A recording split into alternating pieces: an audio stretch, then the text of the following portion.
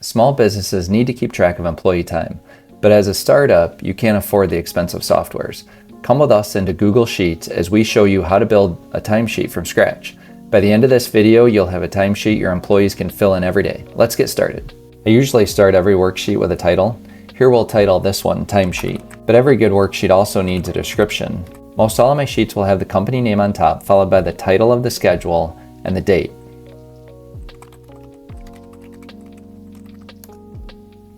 You can have your employees fill in their name at the top of the sheet too. If you're a beginner, you may want to know, how do I fill a series of days of the week in Google Sheets? In cell B5, we're going to put Sunday as the first day of the week.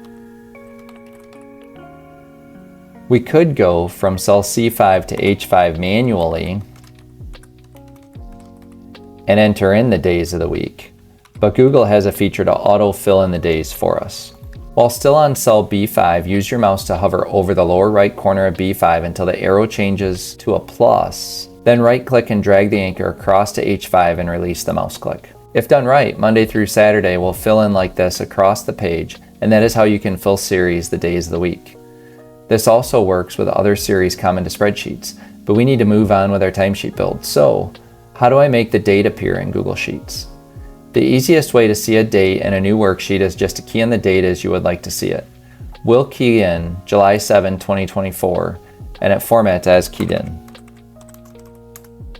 But maybe you don't like the date format exactly that way. While still on the date in cell B6, click on Format in the menu bar, hover over Number, then Custom Date and Time.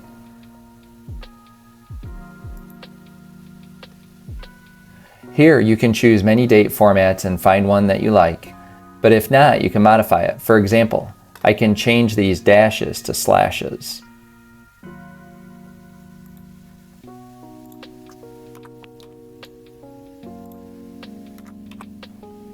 And apply. There's a lot to learn here, but for now, let's add a formula to update the week of dates by the date in B6. So we'll key in C6 plus B6 plus 1. Enter. And copy C6 from D6 to H6.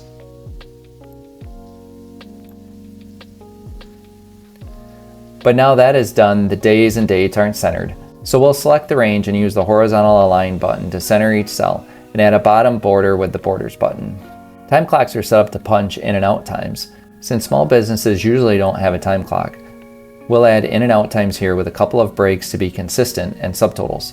Depending on your business, you may not need all of these, but let's add 2 breaks and a lunch to this timesheet.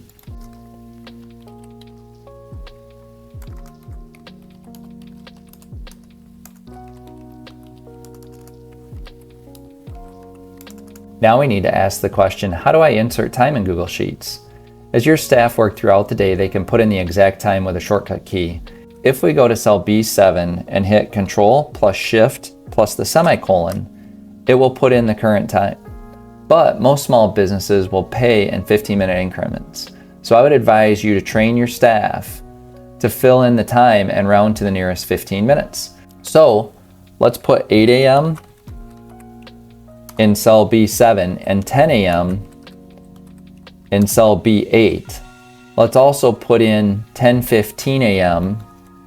in cell B12 and 12 p.m. in cell B13.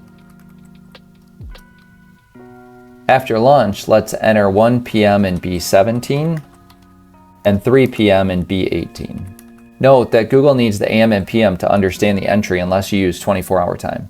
Google will recognize the time entered with a colon, but in case you need to format the cell, click Format on the menu, then hover on Number and select Time. But we don't want seconds, so we will click Format on the menu, then hover on Number and select Custom Date and Time and choose the format with hour, minute, AM, and PM. Now that we know how to enter time, we can copy that format throughout the sheet. I like using shortcut keys, so I'll use Control-C to copy and then use my mouse to paste special the format only as needed.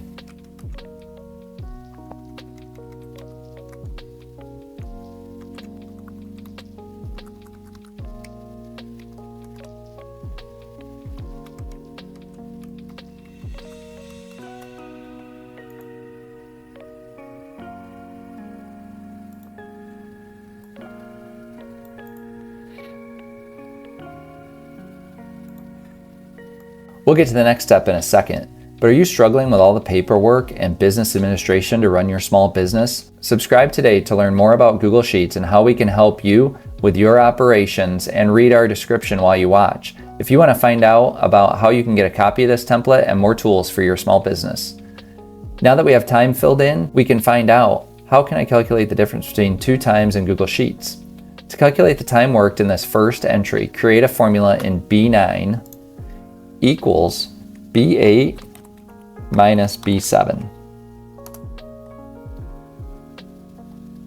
Copy that formula throughout the spreadsheet. This will allow us to calculate the hours worked for each time in and time out entry during the week.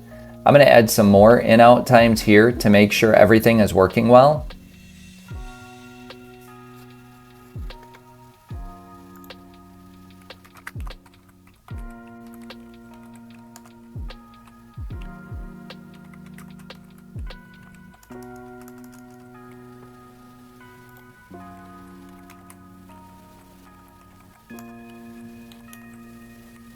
Here you will notice that the time worked is being calculated as time, so let's convert it to a number and see what happens.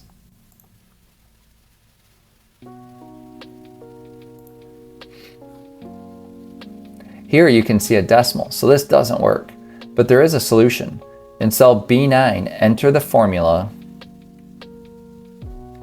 equals hour, open parentheses, B8 minus B7, close parentheses, plus minute, open parentheses, B8 minus B7, close parentheses, divided by 60.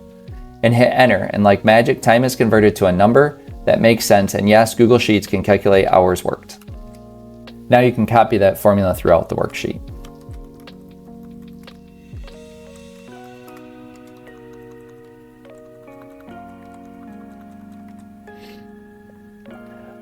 But we don't have how many hours worked by day yet, so can Google Sheets calculate hours worked? We're building up to this well so far. We have been able to enter time in Google Sheets in a readable and understandable format. We have also calculated the difference between a start time and end time, but we need to go further and add multiple time entries per day. So in cell A25, I'm going to enter total to describe the row, and in cell B25, there are a couple ways to do this. The easy way is to enter the formula equals B9 plus B14 plus B19 plus B24.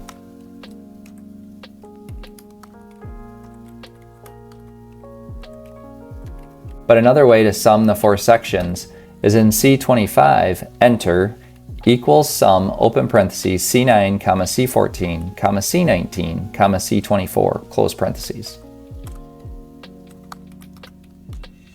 Either formula provides a similar result.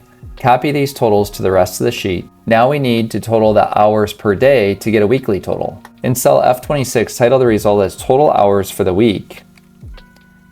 And in cell H26, enter the formula equals sum, open parentheses, B25, colon, H25, close parentheses.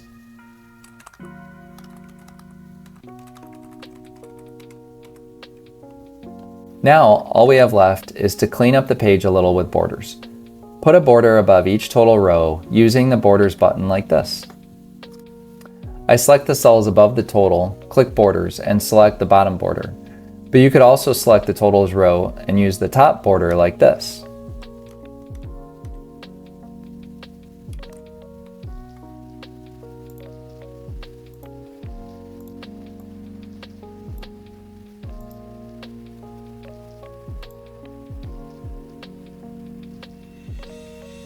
But for the final in and out, you will want to put a border above and below the total.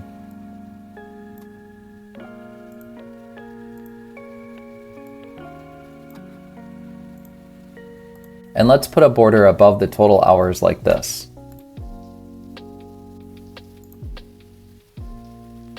And add a double border under the total like this.